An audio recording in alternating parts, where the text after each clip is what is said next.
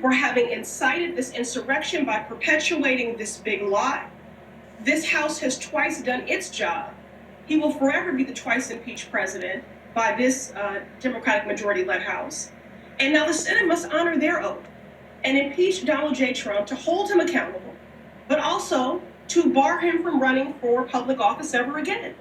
And then we know that he had accomplices who told on themselves in broad daylight. They aided and abetted this insurrection by perpetuating this big lie, and they must be expelled. And then we must continue to investigate, Jake, so that any individuals or agencies that enabled this insurrection are taken to account.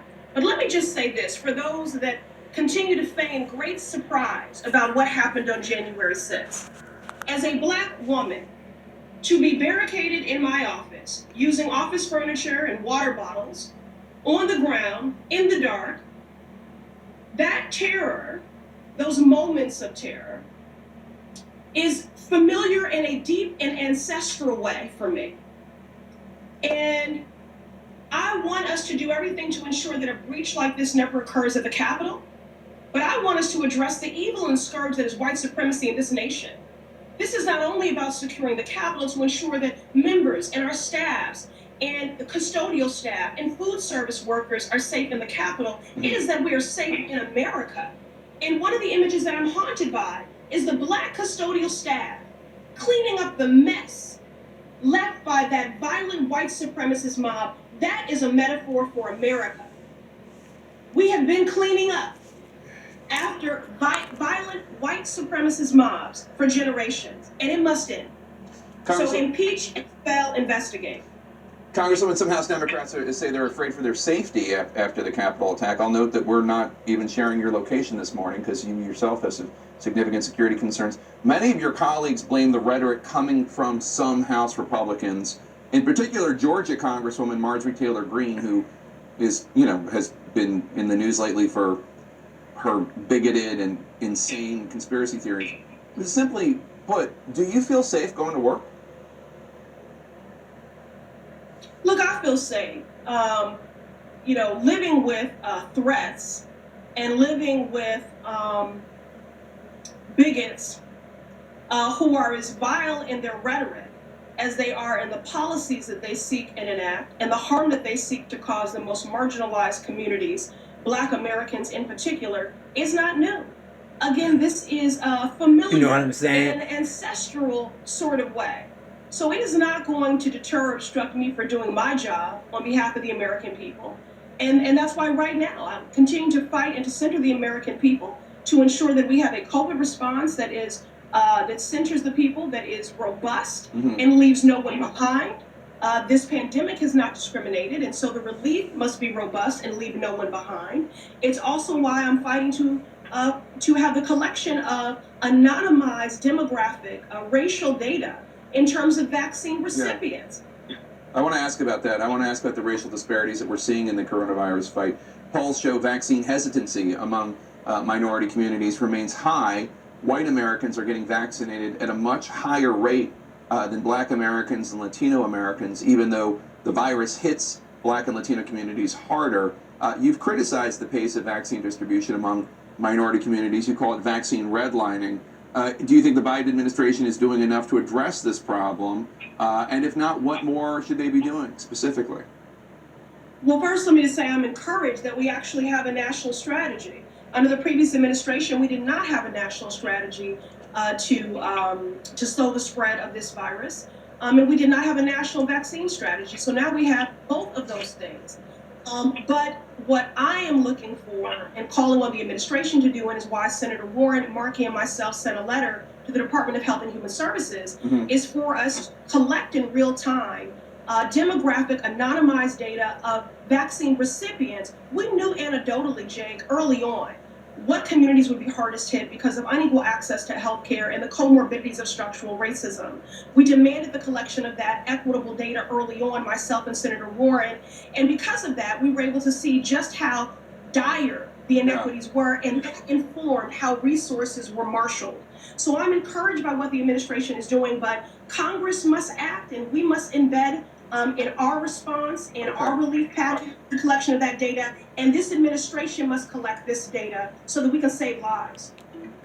Now, and she didn't quite answer his question, and that's okay because I'm here to help answer that question for him. It's it's important. Let me get my clothes out the way. It's important that we think about not only how it's rolled out, but why we as black and brown people feel threatened by a vaccine. And we're going to talk about some other things that are along with that. But just so you know, in the Civil War, and I like to harken back to that. In the Civil War, more soldiers were killed. More soldiers were killed than any bullets could do, or bombs, or cannon fire. More soldiers were killed by disease. Outbreaks of disease.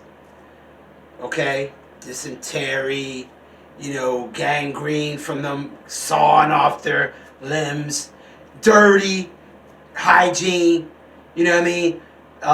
Some doctors didn't believe in washing their hands going from one patient to another. I know that sounds insane now, but you know what I'm saying. That's all they had. So I put my, and I don't have a problem. Some people say, well, when you give out information and truth, you shouldn't be biased, or you shouldn't stand on one side or the other. No, we don't do that here. What we do is we stand with the truth as we understand it at a particular moment in time. We can reassess that, but at this point, with the science and with knowledge and understanding, I am going to endorse that we black and brown people, or those who are watching my videos, get vaccinated.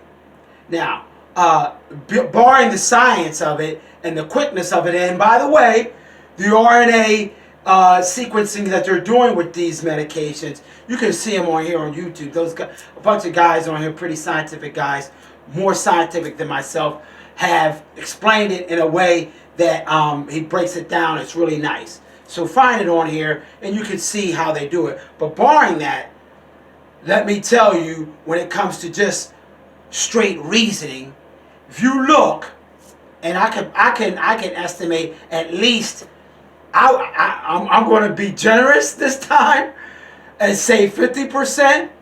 But to be honest with you, I think it's more like 70 or 65. Those who called it a hoax, they at the front of the line getting vaccinated. Okay? So just so you know, because back in all my other videos, remember when I say anytime they give anything out, anytime they give you something, they gonna take it. If they give you 5, believe me, they getting 10. Well, if they say, most people, white folks, are getting vaccinated, you can be sure that there's something there. It goes for a whole host of things, not just about money, but about thought patterns, about assessments, about how they live in this country. If you see them doing 2, if you see them giving you 2, if they're warning you that you need to get vaccinated, and 65 or 70% of them is at the front of the line and call it a hoax, go get vaccinated. Hold them accountable for any other diseases that are out there, how fast they got this. See, they got it fast because they're killing a lot of them. See? Alright, do you understand that? You get where I'm coming from? Okay. Now, as far as what the representative says, and by the way, I think we make a good couple. I'm just playing. But as far as what the Massachusetts representative said, the fact that the Republican Party is not going to indict and convict Trump for his deeds on January 6th, the fact that he's not going to do that, those of you who've been watching my videos already know the reason why. If you're just getting on board, I'll pull your coat to this. I'll let you know that they're not going to do it because they can't. Their time is running out. And you, my friend, are no longer the minority. That's what the siege on the Capitol was all about.